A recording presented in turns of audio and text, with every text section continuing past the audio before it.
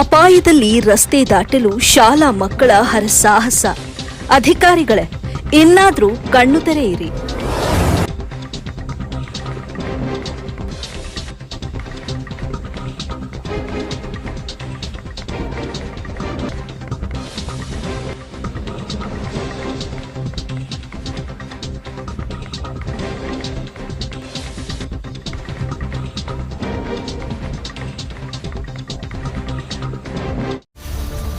ಅಪಾಯದಲ್ಲಿ ರಸ್ತೆ ದಾಟಲು ಶಾಲಾ ಮಕ್ಕಳ ಹರಸಾಹಸ. ಅಧಿಕಾರಿಗಳೇ, ಇನ್ನಾದ್ರೂ ಕಣ್ಣು ತೆರೆಯಿರಿ.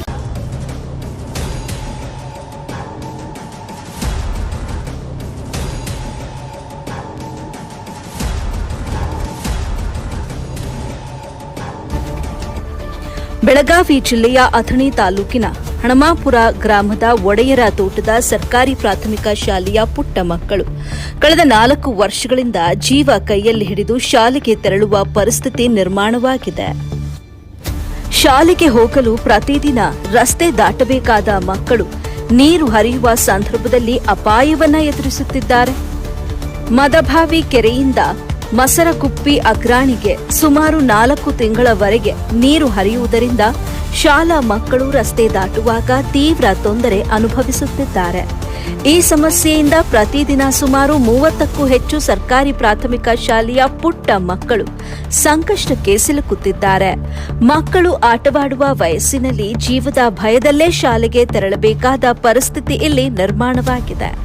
ಸಮಸ್ಯೆ ಬಗೆಹರಿಸುವಂತೆ ಜಂಬಗಿ ಪಿಡಿಒ ಅವರಿಗೆ ಹಲವು ಬಾರಿ ಮನವಿ ಸಲ್ಲಿಸಿದ್ರೂ ಕೂಡ ಯಾವುದೇ ಪ್ರಯೋಜನವಾಗಿಲ್ಲ ಎಂಬುದು ಪಾಲಕರ ಆರೋಪ.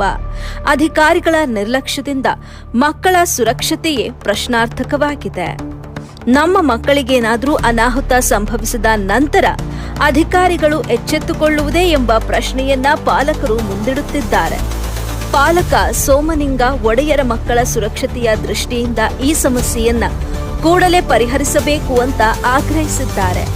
ಮಕ್ಕಳು ಪ್ರತಿದಿನ ಅಪಾಯದ ನಡುವೆ ಶಾಲೆಗೆ ತೆರಳುವ ಮುನ್ನವೇ ಸಂಬಂಧಪಟ್ಟ ಅಧಿಕಾರಿಗಳು ಸ್ಥಳಕ್ಕೆ ಭೇಟಿ ನೀಡಿ ಸುರಕ್ಷಿತ ರಸ್ತೆ ದಾಟುವ ವ್ಯವಸ್ಥೆ ಅಥವಾ ಶಾಶ್ವತ ಪರಿಹಾರ ಕಲ್ಪಿಸಬೇಕು ಎಂಬುದು ಗ್ರಾಮಸ್ಥರು ಹಾಗೂ ಪಾಲಕರ ಒತ್ತಾಯವಾಗಿದೆ.